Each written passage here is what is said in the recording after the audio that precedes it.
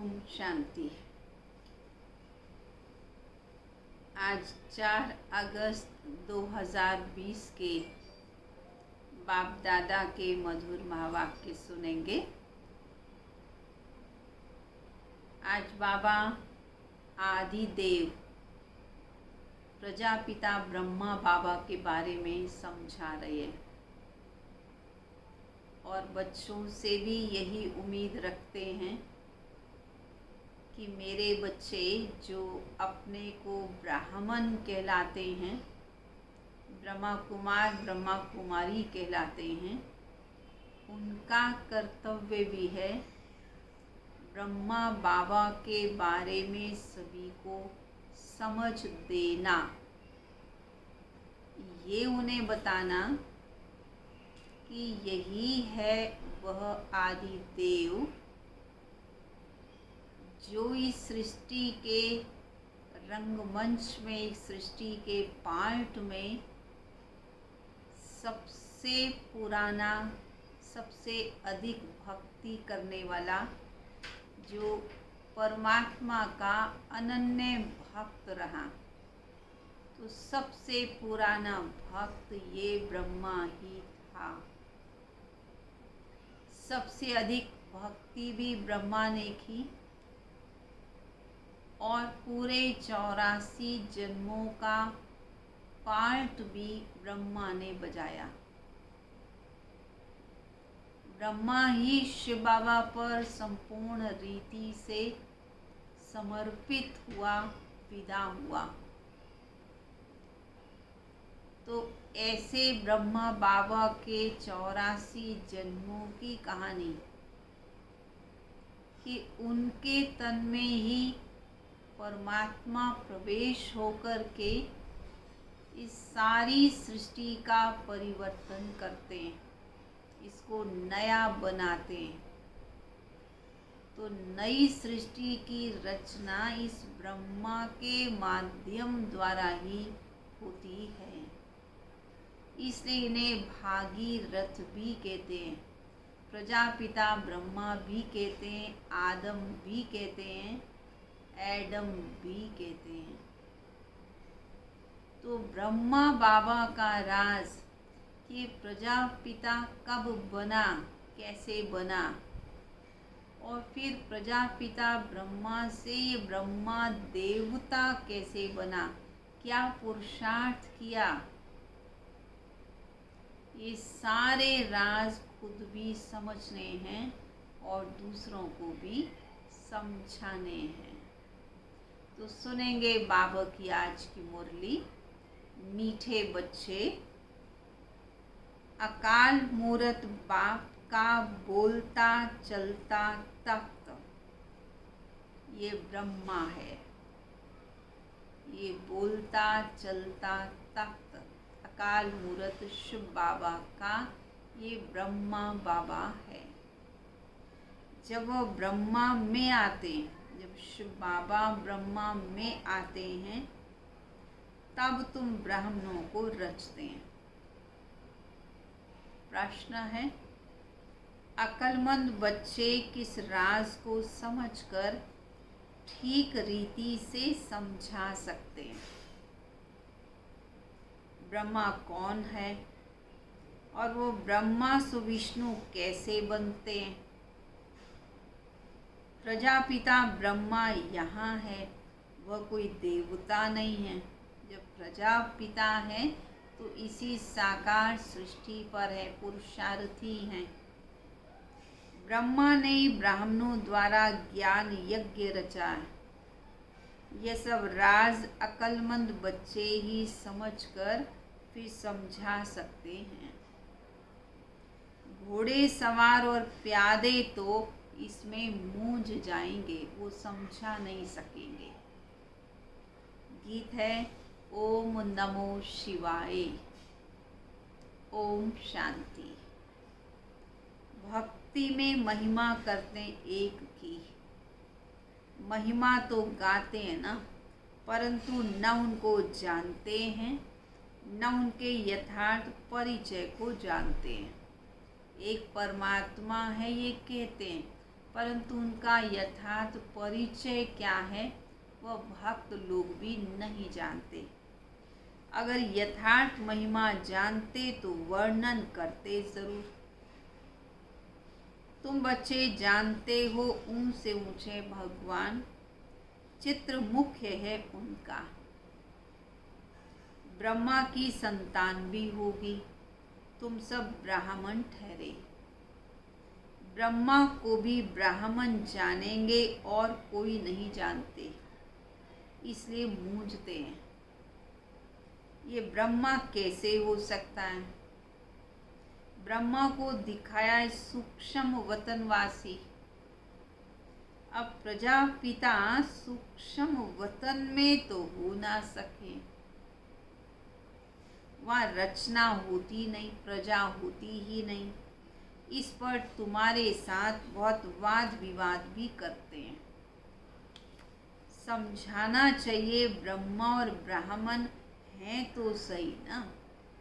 जैसे क्राइस्ट से क्रिश्चियंस अक्षर निकला, क्राइस्ट के फॉलोवर्स क्रिश्चियंस कहलाए। बुद्ध से बौद्धि, इब्राहिम से इस्लामी, वैसे प्रजापिता ब्रह्मा से ब्राह्मण, ये तो नामी ग्रामी है। आदि देव ब्रह्मा है। वास्तव में ब्रह्मा को देवता नहीं कह सकते, ये भी रॉन्ग है। ब्राह्मण जो अपने को कहलाते उनसे पूछना चाहिए कि ब्रह्मा कहाँ से आया, ये किसकी रचना है, ब्रह्मा को किसने क्रिएट किया। कभी कोई बता ही नहीं सकेगा, जानते ही नहीं हैं। ये भी तुम बच्चे जानते हो। शिव बाबा का जो रथ है जिसमें शिव बाबा प्रवेश करते हैं, उन्हें ही कहते हैं प्रजापिता ब्रह्मा। यह है ही वह जो आत्मा श्री कृष्ण प्रिंस बनी थी। ये ब्रह्मा कौन सी आत्मा है? जो सतयुगी आदि सृष्टि में श्री कृष्ण बनी थी। 84 जन्मों के बाद ब्रह्मा कर बने। जन्म पत्री का नाम तो इनका अपना अलग होगा। प्रजापिता ब्रह्मा कोई जन्म पत्री का नाम नहीं है। जन्म पत्री का नाम तो दादा लेखराज था, लेखराज ही कहते थे। बाद में जब शिव बाबा ने इनके तन में प्रवेश किया, इन्हें दिव्य साक्षात्कार कराए, तब इनका अलौकिक नाम प्रजापिता ब्रह्मा रखा, जो कर्तव्यवाचक नाम रहा। तो फिर इनमें प्रवेश करने से इनका नाम ब्रह्मा रख देते हैं। ये भी बच्चे जानते हैं। वही ब्रह्मा विष्णु का रूप है। ये ब्रह्मा ही फिर विष्णु बनते हैं, नारायण बनते हैं ना। 84 जन्मों के अंत में भी साधारण रथ है ना। ये शरीर सब आत्माओं के रथ हैं। हर एक का शरीर क्या है? हर आत्मा का ये अपना शरीर एक रथ है। अकाल मूर्त का बोलता चलता तख्त है। सिख लोगों ने फिर वह तख्त बना दिया, उसको अकाल तख्त कह देते हैं। ये तो अकाल तख्त सब हैं, अर्थात सब आत्माओं का अपना अपना तख्त है। आत्मा ही सब अकाल मूर्त हैं। ऊंच से ऊंच भगवान को ये रथ तो चाहिए ना, नहीं तो शिव बाबा ज्ञान कैसे सुनाए। रथ में प्रवेश हो, बैठ नॉलेज देते हैं, उनको ही नॉलेजफुल कहा जाता है। रचिता और रचना के आदि मध्य अंत की नॉलेज देते हैं। नॉलेजफुल का अर्थ कोई अंतर्यामी व जानिन जाननहार नहीं है। अभी तुम बच्चे जानते हो कि हम सब ब्राह्मण ब्रह्मा की औलाद हैं। हमारा कुल सबसे ऊंच है। वो लोग देवताओं को ऊंच रखते हैं क्योंकि सतयुग आदि में देवता हुए हैं। प्रजापिता ब्रह्मा की औलाद ब्राह्मण होते हैं, यह तो कोई जानते ही नहीं सिवाय तुम बच्चों के। उनको पता भी कैसे पड़े, जबकि ब्रह्मा को सूक्ष्म वतन में समझ लेते हैं तो वह जिस्मानी ब्राह्मण अलग है जो पूजा करते या धामा खाते। तुम तो धामा आदि खाने वाले ब्राह्मण नहीं हो। ब्रह्मा का राज अभी अच्छी रीति समझाना चाहिए। बोलो और सब बातों को छोड़। बाप जिससे पति से पावन बनना है, पहले उनको तो याद करो, फिर ये बातें भी समझ जाएंगे। थोड़ी बात में संशय पड़ने से बाप को ही छोड़ देते हैं। पहली मुख्य बात है अल्लाह और बे, अर्थात अल्लाह और बादशाही। बाप कहते माम एकम याद करो। मैं ज़रूर किसी में तो आऊँगा ना, उनका नाम भी लेना होता है, उनको आकर रचता हूँ। ब्रह्मा के लिए तुमको समझाने का बहुत अक्ल चाहिए। ब्रह्मा का पूर्ण यथार्थ परिचय दें, उसके लिए बाबा कहते बहुत बच्चों में समझ चाहिए। ब्राह्मणों द्वारा ज्ञान यज्ञ रचते हैं तो ज़रूर ब्राह्मण ही चाहिए। प्रजापिता ब्रह्मा भी यहाँ चाहिए जिससे ब्राह्मण हो। ब्राह्मण लोग कहते भी हैं कि हम ब्रह्मा की संतान हैं। समझते हैं परंपरा से हमारा कुल चला आ रहा है, परंतु ब्रह्मा कब था वो पता नहीं। अभी तुम ब्राह्मण हो। ब्राह्मण वह जो ब्रह्मा की संतान हो। वह तो बाप के ऑक्यूपेशन को दुनिया में कोई जानते नहीं। भारत में पहले ब्राह्मण ही होते हैं। ब्राह्मणों का है ऊंच से ऊंच कुल। वह ब्राह्मण भी समझते हैं हमारा कुल जरूर ब्रह्मा से ही निकला होगा, परंतु कब और कैसे ये वर्णन नहीं कर सकते। तुम समझते हो प्रजापिता ब्रह्मा ही ब्राह्मणों को रचते हैं, जिन ब्राह्मणों को ही फिर देवता बनना है। ब्राह्मणों को आकर बाप पढ़ाते हैं। सारी बात है ही ब्राह्मणों की। बाबा ने समझाया था पहले भारत में डबल सरताज राजाएं हुआ करते थे, फिर धीरे धीरे पुनर्जन्म लेते नीचे आए तो फिर सिंगल ताज वाले राजा बने। इस समय तो कोई ताज है ही नहीं। ये भी अच्छी रीति सिद्ध कर बताना है। पहले डबल सिर ताज, द्वापर युग में सिंगल ताज, कलयुग में कोई ताज नहीं। ताज की तो बात छोड़ो, आज तो बाल भी सब उड़ते जा रहे हैं और अपने आप को खुश करने के लिए क्या कह देते हैं, जिसके सिर पे बाल कम हैं तो बहुत साहूकार होगा, बहुत बुद्धिमान होगा। बाबा कहते बच्चे कहाँ तुम डबल सिर ताज थे, माला माल थे, और कहाँ बिल्कुल कंगाली बन गए हो।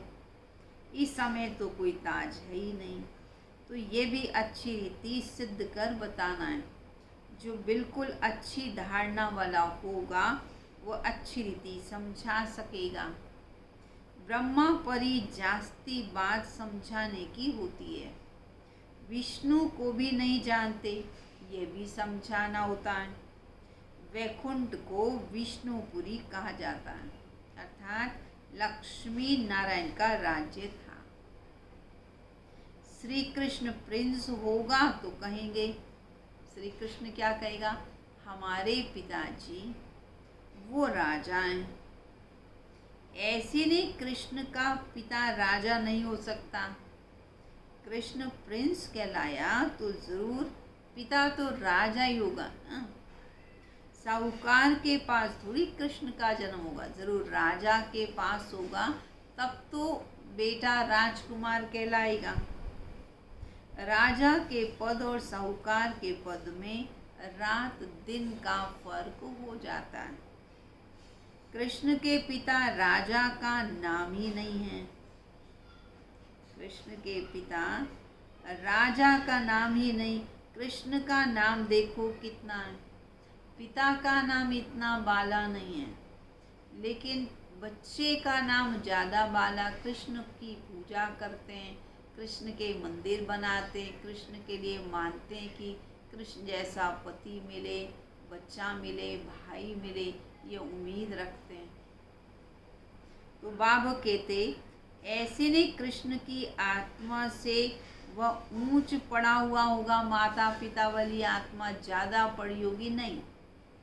कृष्ण ही सो फिर नारायण बनते हैं, बाकी बाप का नाम ही गुम हो जाता है। ब्रह्मा है तो जरूर ब्राह्मण भी हैं, परंतु पढ़ाई में श्री कृष्ण से माता पिता कम रहे। बच्चे के माता पिता बने, परंतु पढ़ाई में उतने कृष्ण जितने होशियार नहीं रहे, इसलिए माता पिता का नाम इतना बाला नहीं है जितना बच्चे का नाम बाला है। कृष्ण की आत्मा की पढ़ाई अपने पिता से ऊंच थी, तब तो इतना नाम होता है। कृष्ण का बाप कौन था ये जैसे किसी को पता नहीं, आगे चल मालूम पड़ेगा। बनना तो यहाँ से ही है, कृष्ण बनना वो भी यहाँ से, कृष्ण के माता पिता बनने वो भी यहाँ से माना ब्राह्मण परिवार से ही। राधे के भी माँ बाप तो होंगे ना, परंतु उनसे राधे का नाम जास्ती है। राधे के माता पिता से राधे का नाम ज़्यादा प्रसिद्ध है, क्योंकि माँ बाप कम पड़े हुए हैं, राधे का नाम उनसे ऊंच हो जाता है। ये सब हैं डिटेल की बातें, विस्तार की सब बातें हैं। सार तो क्या है? मन मना भाव। बच्चों को समझाने के लिए डिटेल की बातें, सारा मदार पढ़ाई पर है। ब्रह्मा पर भी समझाने का अकल चाहिए। वही कृष्ण जो है उनकी आत्मा ही 84 जन्म लेती है। तुम भी 84 जन्म लेते हो। सब इकट्ठे तो नहीं आएंगे। जो पढ़ाई में पहले पहले होते हैं वहाँ भी पहले वही आएंगे। नंबरवार तो आते हैं ना। ये बड़ी महीन बातें हैं। कम बुद्धि वाले तो धारणा कर ना सके, नंबरवार जाते हैं। तुम ट्रांसफ़र होते हो तो नंबरवार कितनी बड़ी क्यू है जो पिछाड़ी में जाएगी। नंबरवार अपने अपने स्थान पर जाकर निवास करेंगे। सबका स्थान बना हुआ है। ये बड़ा वंडरफुल खेल है, परंतु इस वंडरफुल खेल को भी कोई समझता नहीं है। भगवान समझा रहे हैं तो भी समझते नहीं हैं। ये सृष्टि है कांटों का जंगल। सब एक दूसरे को दुख देते रहते हैं। वहाँ तो नेचुरल सुख होता है, यहाँ है आर्टिफिशियल सुख। रियल सुख एक बाप ही देने वाला है। यहाँ का सुख कैसा है?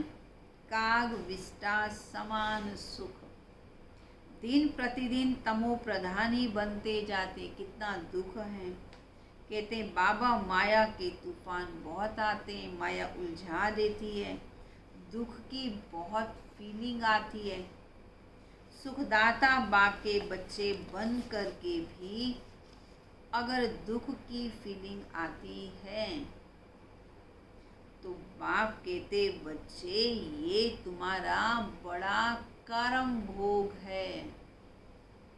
सुख के सागर के बच्चे बन गए तो फिर तो दुख की फीलिंग नहीं आनी चाहिए, पर अगर आ रही है तो समझो ये कड़ा कर्म भोग है, कर्म का हिसाब किताब है।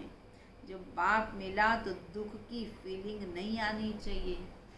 जो पुराने कर्म भोगें उसे भी योग बल से चुकतू करो।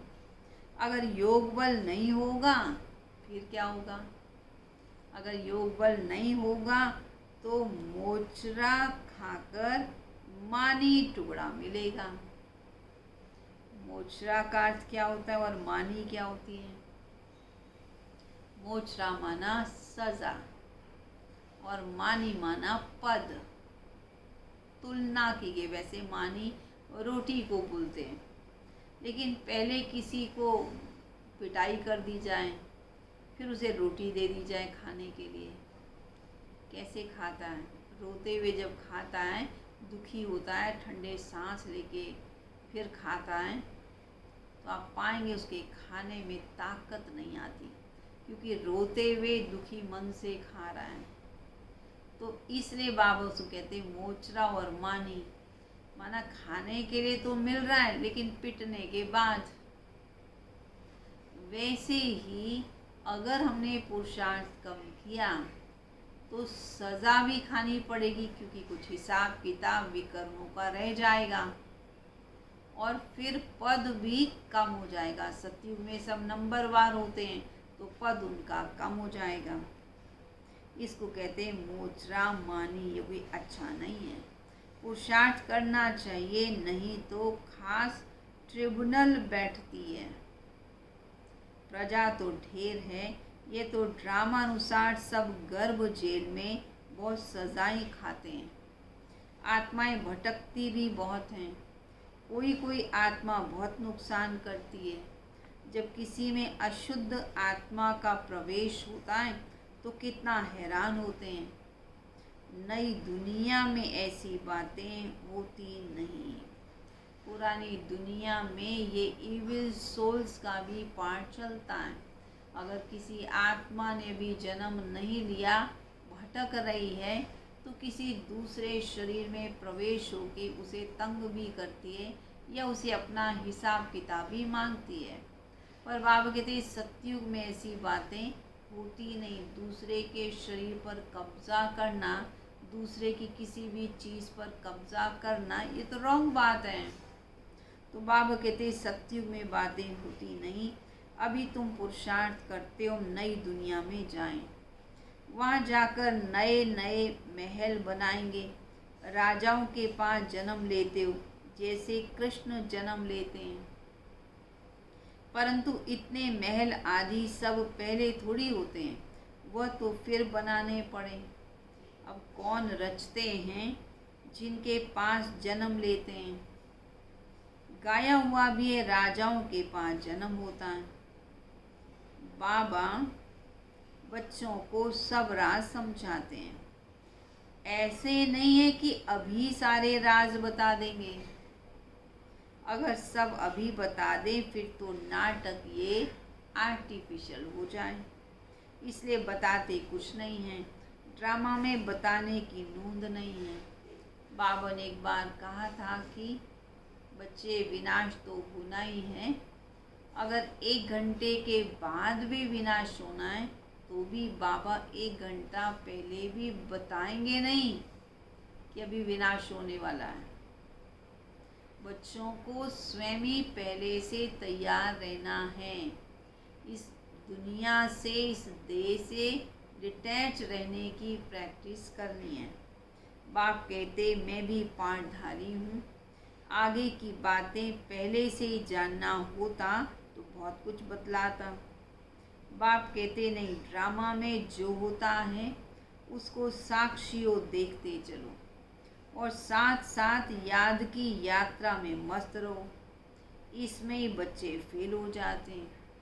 ज्ञान कभी कम ज़्यादा नहीं होता, पर याद की यात्रा ही कम कभी ज़्यादा होती है। ज्ञान तो जो मिला सो है ही। याद की यात्रा में कभी तो बहुत उमंग आता है, कभी एकदम ढीले पड़ जाते हैं। नीचे ऊपर यात्रा होती है।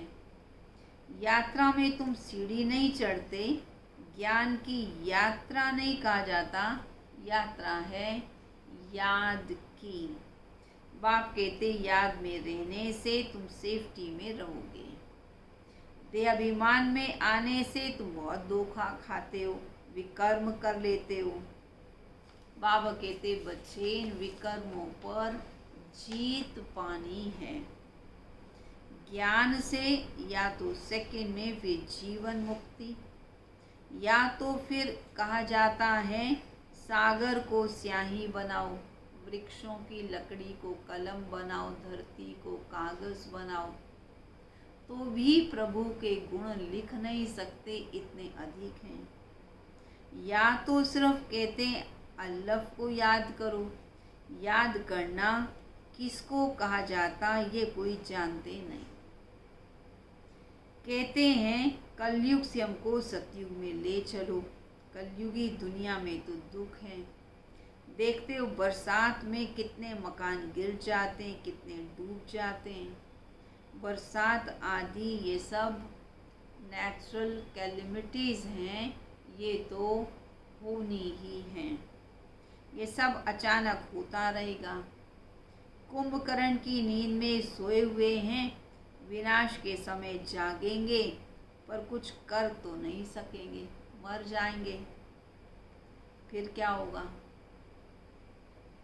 कुछ कर नहीं पाएंगे, पुरुषार्थ नहीं कर पाएंगे, परंतु समय मर जाएंगे। तूफान, बरसात आदि तो सब होता है। बॉम्ब्स भी फेंकते हैं, परंतु यहाँ भारत में एडिशन है सिविल वार की। रक्त की नदियाँ भी बहती हैं, या मारा मारी बहुत है। एक दूसरे पर केस करते रहते हैं, सो लड़ेंगे भी ज़रूर।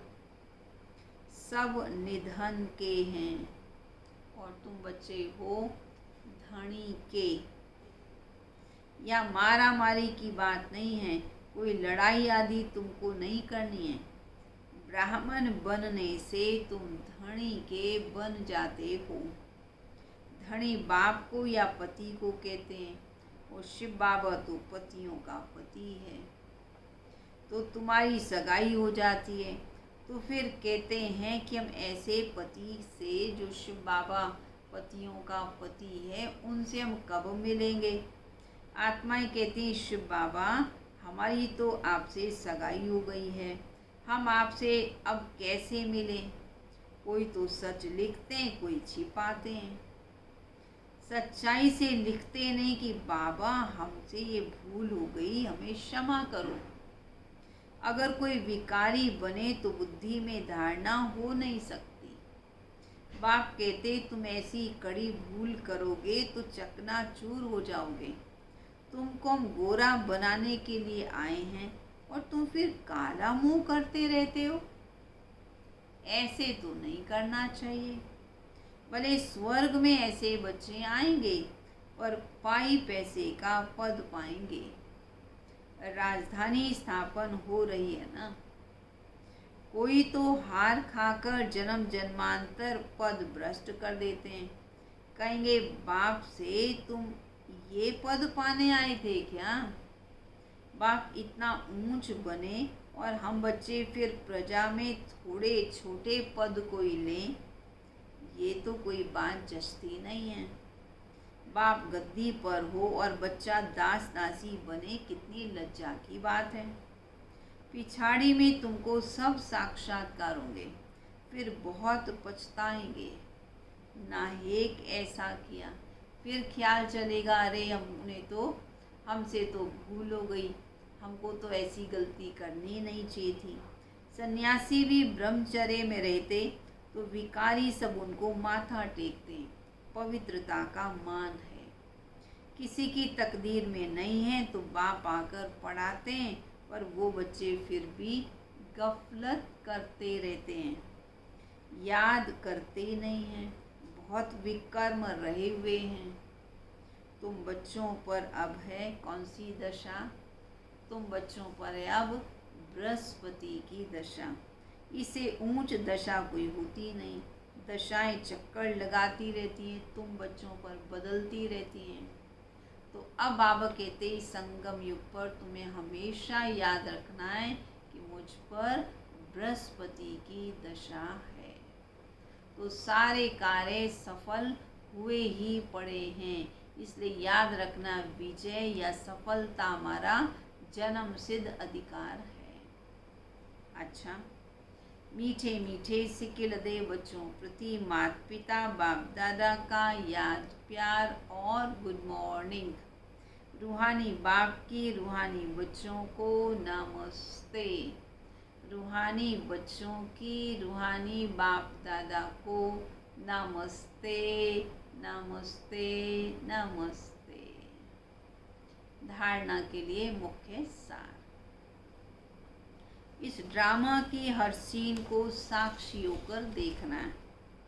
एक बाप की याद में मस्त रहना है। याद की यात्रा में कभी भी उमंग कम न हो। दूसरा, पढ़ाई में कभी गफलत नहीं करनी। अपनी ऊंच तकदीर बनाने के लिए पवित्र जरूर बनना है। हार खाकर जन्म जन्मांतर के लिए पद भ्रष्ट नहीं करना है। वरदान, मन मना भव के महामंत्र द्वारा सर्व दुखों से पार रहने वाले सदा सुख स्वरूप भव। जब किसी भी प्रकार का दुख आए तो मंत्र ले लो, जिससे दुख भाग जाएगा। स्वप्न में भी जरा भी दुख का अनुभव न हो।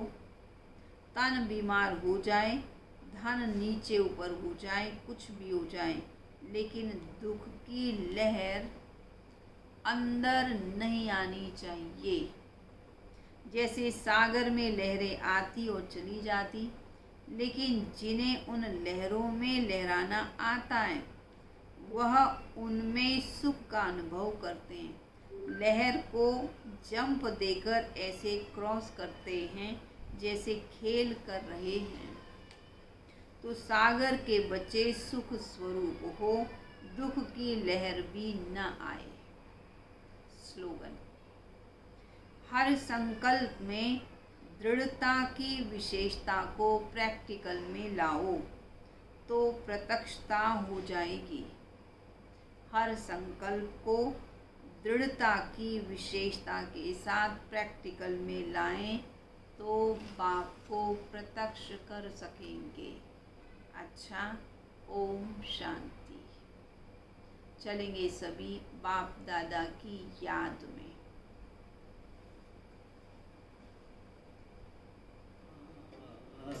कितने निरहंकारी हो प्यारे ब्रह्मा बाबा, कितने निरहंकारी, कितनों का भाग्य जगाया, त्यागता तुमने तुम्हारी, कितनों का भाग्य जगाया, त्यागता तुमने तुम्हारी, भूल नहीं पाएंगे पालना सकार की, भूल नहीं पाएंगे पालना सकार की। आज भी भर रहे झोली तेरे प्यार की, ओ प्यारे ब्रह्मा बाबा, कितने निरहंकारी, ओ प्यारे ब्रह्मा बाबा, कितने निरहंकारी।